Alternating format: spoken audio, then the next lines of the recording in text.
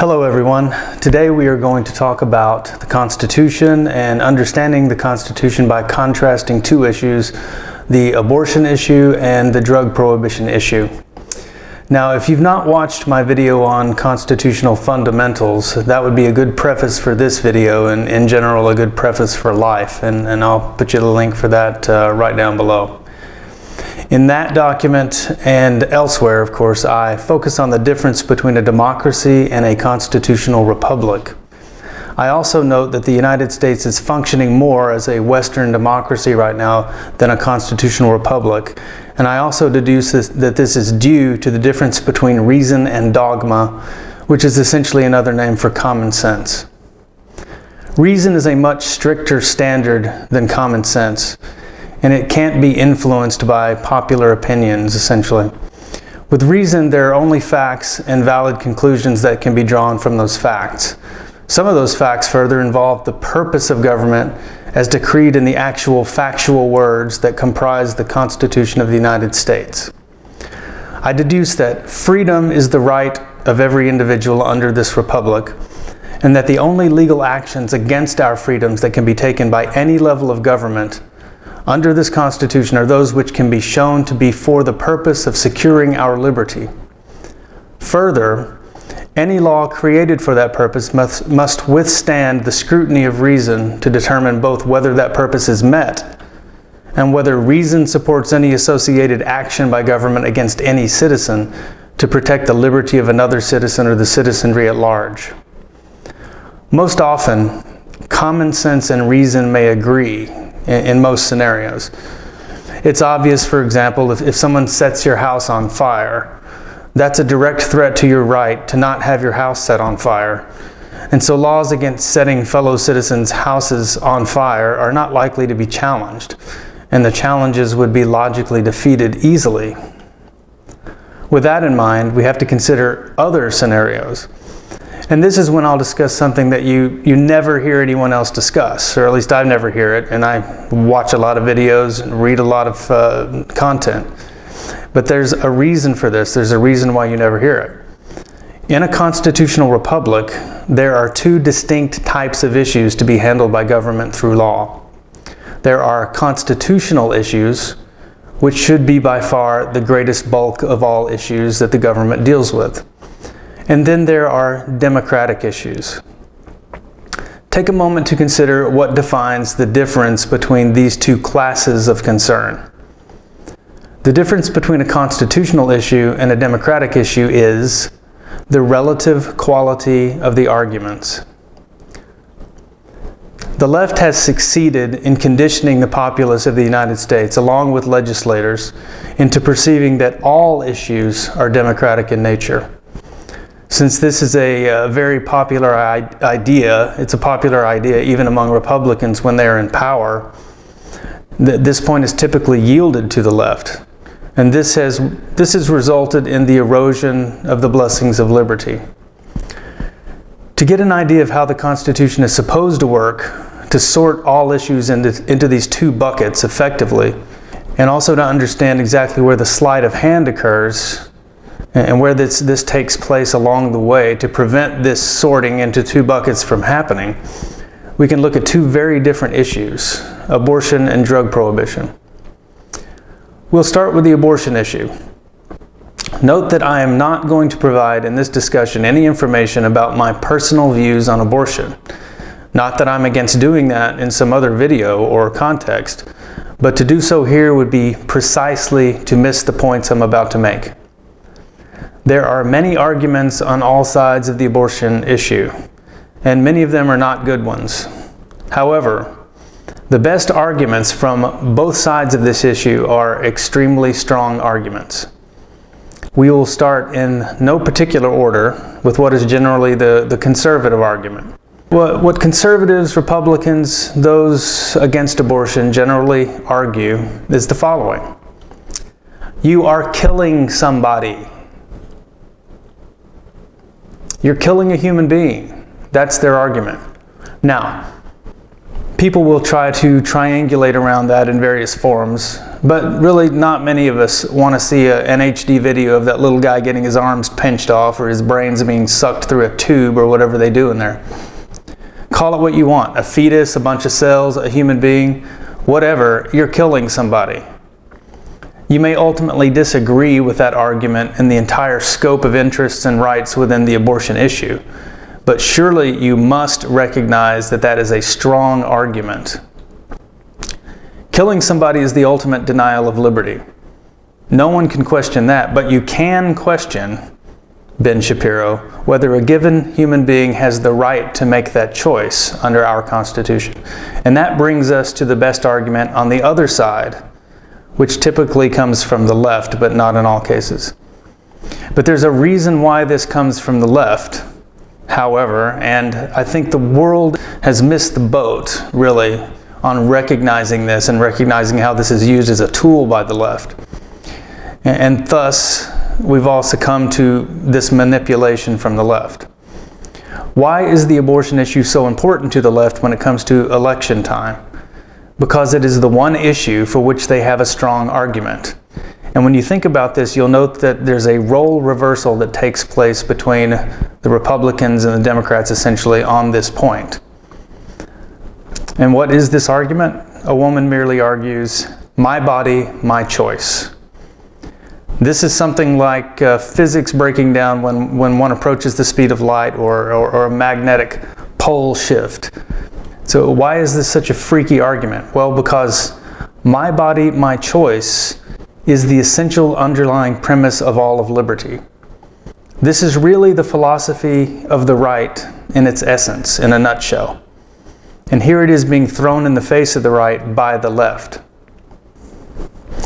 A human being is a sovereign entity in the universe. I'm that before I'm a member of a society or even a family. It's the right who are typically trying to draw boundaries across which the government cannot pass. And if that government can pass into your body, no matter what it's trying to protect in there, then it's hard to imagine any other wall against government intrusion would be secure. You may not ultimately agree with that argument from the mother to be or not to be, considering the full scope of interests and rights in the equation for you, but you surely must recognize, if you're on the right, that this is an extremely strong argument. No matter what side of that debate you come down on, I can potentially respect your view as long as you recognize the gravity and strength of the opposing argument. If for you the abortion question is a no-brainer, regardless of your view, then you are a no-brainer in my opinion, period. It's this Godzilla versus Mothra epic battle between two existential archetypes that makes the abortion question the mother of all democratic questions. It is not a constitutional issue because reason doesn't provide a clear winner in the exchange, and that's the only reason it's a democratic issue. In these situations, opposing parties can battle these ideas to what is hopefully a compromise that reasonable people can respect, if not agree with. Now, note that this is a fundamentally different species of political issue than the question of drug prohibition. And keep in mind that Democrats want everyone to think that every issue is a democratic one. And also keep in mind that many Republicans don't mind this idea, as I stated earlier. For most people, the idea of government is just to get as many of your people elected so you can do whatever you want to do with your majorities, with no real concern for the rights of the liberty of the citizenry. But that's not what this is all about, as I showed in my video on the functionality of the Constitution. Most issues are not supposed to be democratic, and there's no reason for them to be. Most laws can be allowed or tossed out on the basis of the Constitution by identifying which arguments are valid or invalid in the sequence of arguments. Let's take marijuana for example, but as far as I'm concerned, the same is true for heroin. You can use either one interchangeably in this stream of argument. The first constitutional test is a law against the manufacture and sale of marijuana between citizens of the United States for the purpose of securing liberty? Well, it sure doesn't seem like it on the face. You're trying to tell everyone what they can and can't do, and that's not the purpose of government. The purpose of government is to secure the liberty of those people to do what it is that they do want to do. That's why the government exists. If someone is trying to make a law that can't do better than that in their argument, then the law should immediately be tossed because it doesn't secure liberty.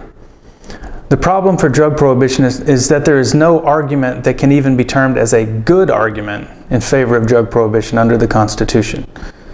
Now, some may say drugs are dangerous, for example, but the government doesn't exist to ensure our safety. The government exists to do something that's really quite the opposite. It exists to secure our liberty. Now, an increased probability of safety occurs as a result, in many cases, of securing liberty, because you provide penalties for people who might want to murder you or rob your goods or something like that. But those laws exist to secure your liberty, not to ensure your safety. If you have a higher probability of safety, that's one of the blessings that come out of that particular kind of government. Your liberty is to be secured. If safety were at issue, which it isn't, then motorcycles could be made illegal on the basis of their lack of safety. But in reality, motorcycles exist as a metaphor for freedom for a lot of people. And a lot of people pay for that freedom with their lives.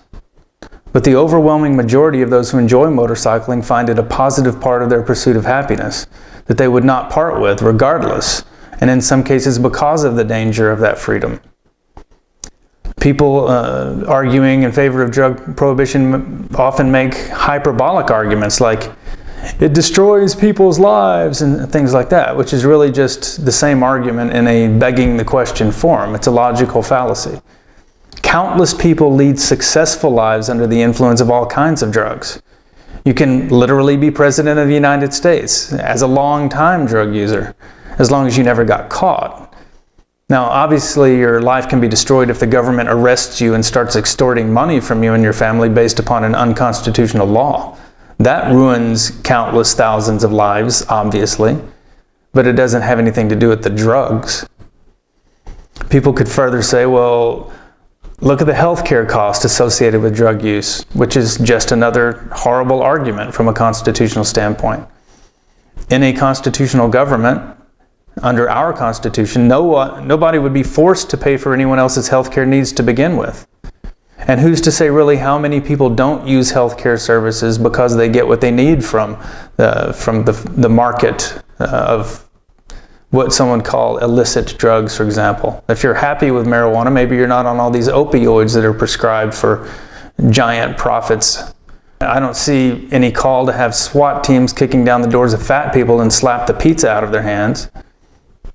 Using one unconstitutional condition as leverage to create another is a common theme in a constitutional republic that is infected with the growing cancer of democracy. But there's no integrity in any arguments in favor of drug prohibition. Every single one of them is fallacious, and most in multiple ways. The fact that this issue has been treated as a democratic one, and that tyrannical laws have been passed that have restricted the freedom of millions of people to responsibly use the drugs of their choice from a free market, regulated only by contract law, has prevented the blessings that would have arisen from that liberty. But what are those blessings, you may ask? The onus is not on me or anyone else to explain the philosophy of liberty to you. The onus is on any proponent of laws that restrict the freedom of any citizen to show why that behavior you're endeavoring to restrict is a violation of the rights of another person. You can try to do that. You can kid yourself into thinking you can do it. But one thing you most certainly cannot do is successfully do it within the realm of reason. You will be destroyed on that basis. And that's the basis on which you must fight that battle, if you're going to do it constitutionally. I'm sure I'll focus more on drug prohibition in future videos, but the main takeaway here is that it is not a democratic question, when every argument in favor of a law can be defeated using reason. Reason is the standard of law under the Constitution, not common sense or what most people think or want. It's not a dogmatic question. It's a constitutional one. So ultimately, The question when contrasting the two issues of abortion versus drug prohibition is whether an individual respects the Constitution and is on the team that agrees that liberty is the key to societal blessings and that liberty is non-negotiable. If you're capable of reason and respect the Constitution, then you will recognize that abortion is ultimately a democratic question. You'll also realize why it is a democratic question, and you'll realize that drug prohibition is a constitutional question and why it is a constitutional question, as I've just explained. Note this may make some strange bedfellows when it comes to winning the battle to preserve the efficacy of the Constitution. It's perfectly plausible that a person who is pro-abortion may be on the same team with someone who is anti-abortion when it comes to fighting against the team that is anti-Constitution. And I would argue that winning the battle of the Constitution is the more important of those two battles, because without that, the mob will rule, and we'll all wish that we had been aborted. Thanks for watching.